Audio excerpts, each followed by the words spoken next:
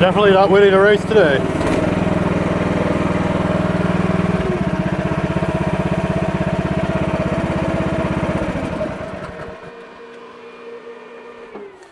All right, so this is the MH12RX. My buddy John over at Seattle Surplus dropped this off over a week ago, and along with several different attachments. I've been waiting for one of these for a long time. They're actually getting harder and harder to find.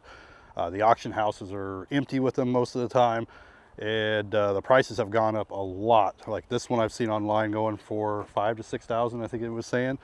And I did get mine a little bit cheaper than that, but that seems to be the going rate for this one. And as for diesel ones, they're going for over $10,000 in the area, so it's even more out of budget at the moment. So with that being said, this is a gas model. It's a 13.5 horsepower Ratto engine. So I started the video a few days ago, but I've had a super busy week and I just got back from the hospital. My youngest has had surgery, and I figured while she's resting, I'll finish up my video. So like I was saying, it's 13.5 horsepower Ratto engine. Now mine does have the hydraulic thumb. I'll do a demonstration of actually all the controls and stuff here in a moment. I do have a 14-inch digging bucket. I also have some other attachments. I'll show those as well. So as for attachments, we got the ripper. So I'll be ripping out roots and stuff with this one, maybe even smaller trenches that will do 2-inch trenching. I have the, speaking of trenching, I have, oh, the rain again. I have the 8-inch trench bucket. And we have a 24-inch hydraulic tilt bucket. I haven't used that one yet, but we will be using that quite a bit too. And I also wanted a rake, because I was reading that this would actually be really good to rip out blackberry vines and stuff. Plus it'll do some other stuff. But these are the attachments that I have so far, and I do have some other ones in mind that I want to get. I did go online and start pricing out parts just to get an idea of what it would cost to fix this machine when things break. And like the tracks, depending on what quality, you can get them for a couple hundred on Amazon, all the way up to over $1,000 with I forgot what the company is called, but they're higher duty, but they're higher quality and they're more for like the bigger stuff.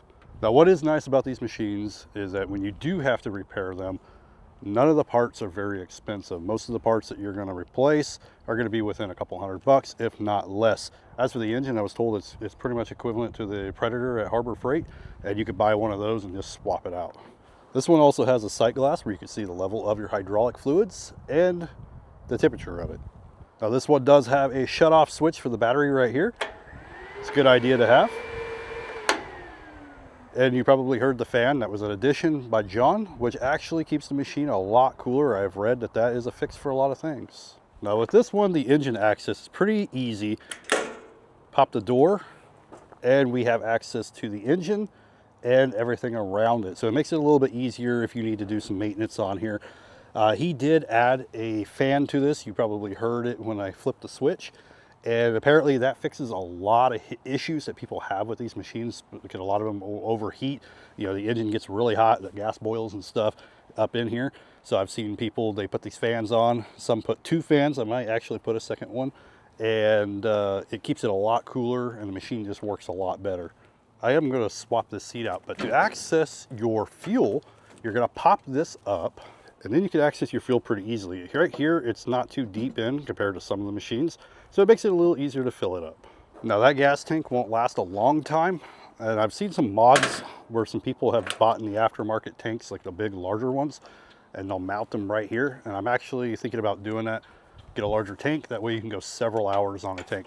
Plus it won't add much, but it'll add a few pounds on the back end, give you just a little bit more counterweight, because this one, it doesn't have a lot of weight to it. So if you can add just a little bit, that's gonna help. All right, so this is another thing that John installed here. This is called the run leader. And what this is gonna do is gonna give you a time. It's gonna give you the temperature of the engine. It's also gonna give you the current hours of the current job, or for the current hours on your machine for maintenance. So like right now we got 8.6 hours since the last oil change. And that way we can monitor that a little bit better. And it will also give you the RPMs when your engine is running.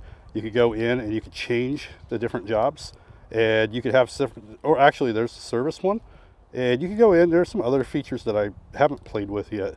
You also got counts and ranges, you can do your lights, but yeah, it's kind of a cool little thing to add on. And then this does have a battery meter as well, which we're not gonna be able to see it until we start it, but this lets me know how my battery's doing. And we do have an extra switch, well, add some lights. As for our controls, maybe it might be easier for me to go ahead and start it up and show these. We do have a couple switches over here. This is going to lock out all your hydraulics. So you will have to unlock it in order to be able to move your boom or anything. And then you have a boom light, which I didn't really show it, but it's this little guy here. I don't ever use it. Now the machine is not super, actually I'll go ahead and get in. Now you'll see the machine doesn't have a whole lot of room, but unlike some of them, because I got into one of the mini skids recently, and it was really, really tight and hard to get to the pedals. At least with this one, there's no pedals, and you got plenty of room for your feet if you got larger feet or longer legs. So that is a pro with this model. All right, so in order to start it, we got to turn on the battery. And our choke starts right up. Right now our idle is all the way down, so it's only at 2,000. We'll go ahead and bring it up just a little bit. All right, so we have our two pilot controls. We have the right one, which is going to control our boom, and it's also going to control our bucket. And right now I have the RPM starting down a little bit, so it's going to be a little bit slower of movement. This one is going to control the extension and the spinning of the whole cab. So if we push this one forward, it's going to raise it out.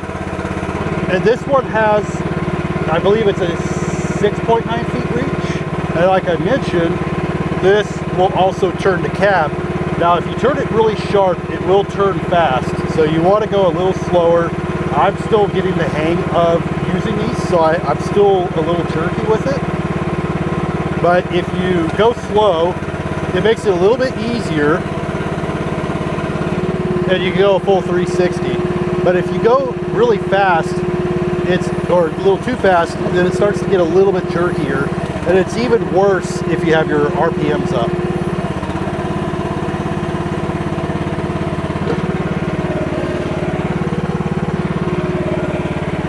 Now as for these controls, so the right one is going to be for our scraper noser blade. Use that to help with your stability.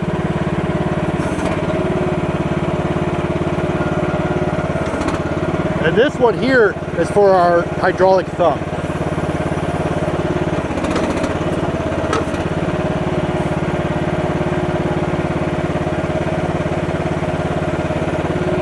And as for movement, that's going to be these two in the center here. So you got one for each track. If you do just one, you're going to turn. And then if you do both of them, you'll go forward or back. So if we go, so we can go back. And as I showed you at the beginning, it's not a very fast model.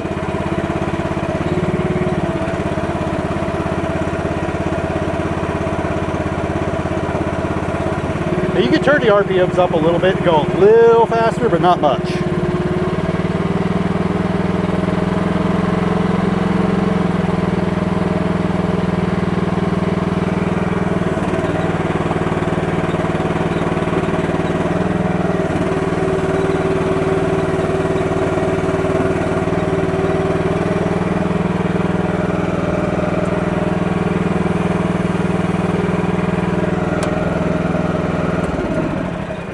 Now, one thing I was seeing that people are doing to fix some of the jerkiness if they turn it too hard too quick is underneath here, the way that it works, it's got these little actuator or these little nub things, but they're taking a little bit of hose, they're sticking it on there, and then that keeps it from going as fast so that you don't jerk as much.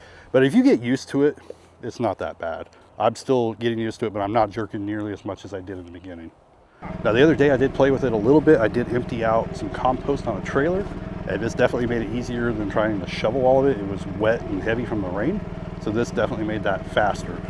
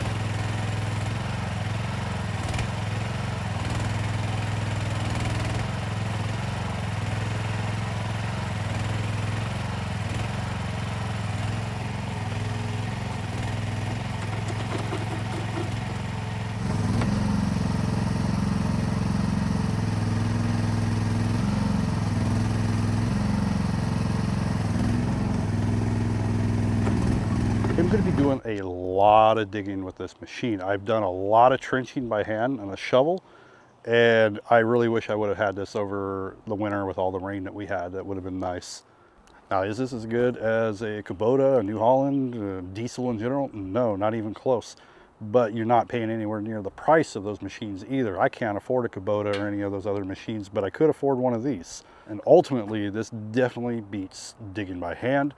And it even beats my tractor with digging, because I did a lot of digging with the tractor just using the bucket, and I moved literally tons of dirt with it. And this would have done a lot of that in probably half the time, if not faster. It's not going to move it as fast, but it will dig it, and I could have used the tractor to move it. I'm learning how to maintain these machines, and I do know that these cheaper ones, you have to be ready to repair them, do maintenance, replace small parts, whatever. Now, I'll definitely be doing a lot of different projects and videos using this. There's gonna be a lot of trenching. I gotta get French drains. We gotta do a lot of stuff. And if you're within the Seattle area, if you wanna check out anything that Seattle Surplus has, I'll put their link down below. Now, they do sell this on Amazon, so I'll put a link down below if you wanna check it out, get some more information or anything. It's the same exact model, color, everything. Also, these are pretty cool if you want to have a drink on your machine, a little magnetic drink holder. I got that, and it actually holds my Circle Cup without falling off. But until the next video, thank you for watching, and I'll see you in the next one.